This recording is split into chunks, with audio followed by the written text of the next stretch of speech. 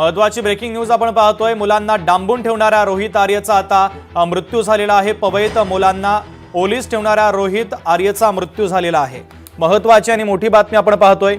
गोळीबारामध्ये रोहित आर्यचा मृत्यू झाला। त्याने पोलिसांवर गोळीबार केला होता। पोलिसांनी त्याला गोळीबाराला प्रत्युत्तर दिलं आणि त्यामध्ये आता त्याचा मृत्यू झाल्याचं कळतंय। आताची सगळ्यात महत्त्वाची आणि मोठी ब्रेकिंग न्यूज आपण पाहतोय। पवईमध्ये मुलांना डांबून ठेवण्यात आलेलं होतं आणि धमकी सुद्धा देण्यात आलेली होती। मुलांना पेटवण्याची धमकी देण्यात आलेली होती। या धमकीचा एक व्हिडिओ सुद्धा रोहित आर्यनं जारी केलेला होता। त्याच्या काही डिमांड देखील या व्हिडिओच्या माध्यमातून त्यानं ठेवलेल्या होत्या। मात्र ज्यावेळेस ही सगळी चकमक झाली त्यानं पोलिसांवर गोळीबार केला आणि पोलिसांना देखील मग त्याच्यावर गोळीबार करावा लागला आणि या संपूर्ण प्रकारामध्ये तो जखमी झालेला होता। त्याला दाखल करण्यात आलं उपचारासाठी हॉस्पिटलमध्ये। मात्र त्याचा मृत्यू झाल्याची सगळ्यात महत्त्वाची आणि मोठी अपडेट आपल्यापर्यंत पोहोचते। पोलिसांकडून त्याचा एन्काउंटर करण्यात आलेला आहे। त्यानं आधी पोलिसांवर गोळीबार केलेला होता आणि त्यानंतर बचावासाठी पोलिसांना सुद्धा त्याच्यावर गोळीबार करावा लागला आणि त्यामध्ये आता त्याचा मृत्यू झाल्याचं कळतंय। पोलीस आणि रोहित आर्यमध्ये चकमक झालेली होती आणि या चकमकीमध्ये त्याच्या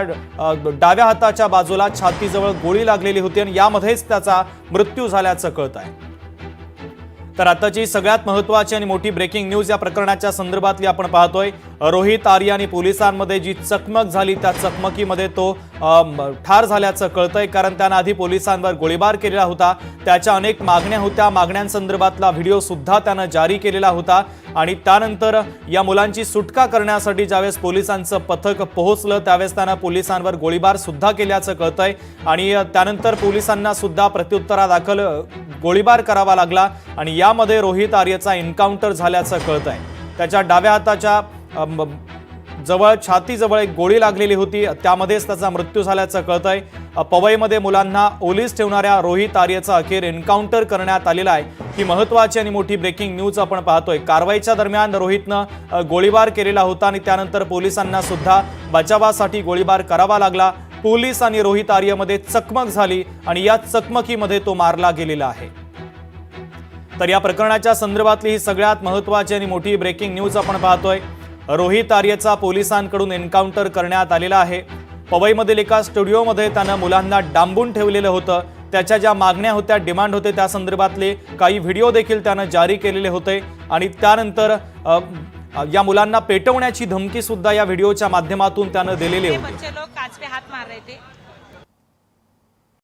पुलिस स्टेशन में फोन किया कि कुछ तो इधर हो रहा है बच्चों लोग के साथ। तभी पुलिस फोर्स आया। सबसे पहले पुलिस फोर्स को ही मालूम पड़ा है, किसी को नहीं मालूम पड़ा। पुलिस फोर्स को ही मालूम पड़ा है। पुलिस वाले ने सब फिर अपना फोर्स लगाया, अपना दिमाग लगा के, लेकिन मुंबई पुलिस को दाद देनी पड़ेगी कि उन्होंने 17 बच्चों को बचाया है।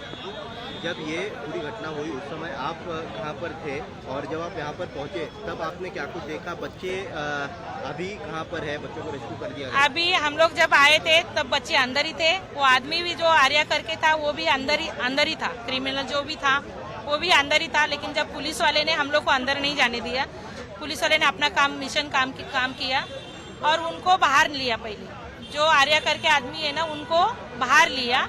उसके बाद अभी बच्चे लोग को अभी सेफ निकाला है। जो आदमी था अंदर जिसने वीडियो बनाया और जिन्होंने बच्चे को अपहरण किया, वो क्या इस समय मौजूद है अंदर? उसको निकाल नहीं, उसको निकाल के पुलिस स्टेशन लेके गए कि बच्चों के साथ हॉस्पिटल लेके गए क्योंकि उसको कुछ लगा है।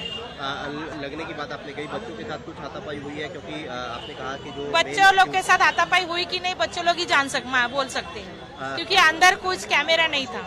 कुछ केमिकल या कोई गन वगैरह कुछ बरामद किया गया? गन भी था उसके पास, केमिकल भी था।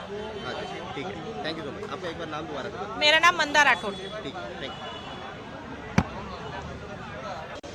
त्यांना ऑडिशन करता बोलवलं गेलं होतं एका वेब सिरीजच्या आणि जी मुलाखत जमली त्यांना नंतर या बिल्डिंगच्या हॉल बंद करून ठेवलेलं होतं आणि इनिशियली मग आमच्या ऑफिसरनी त्यांच्याशी निगोशिएशन एकीकडे चालू होतं। दुसरीकडे लहान मुलंही होती, त्यांचाही जीव वाचवणं महत्वाचं होतं। या सर्व परिस्थितीतून मार्ग काढत एक चांगली कारवाई करत मुंबई पोलिसांच्या अधिकाऱ्यांनी 17 मुलं, एक सिनियर सिटीजन आणि एक नागरिक यांना सुरक्षितपणे यांची सुटका केली। अपडेट देण्यासाठी आपले प्रतिनिधी संतोष देवकर आपल्याशी जोडले जातात। संतोष, या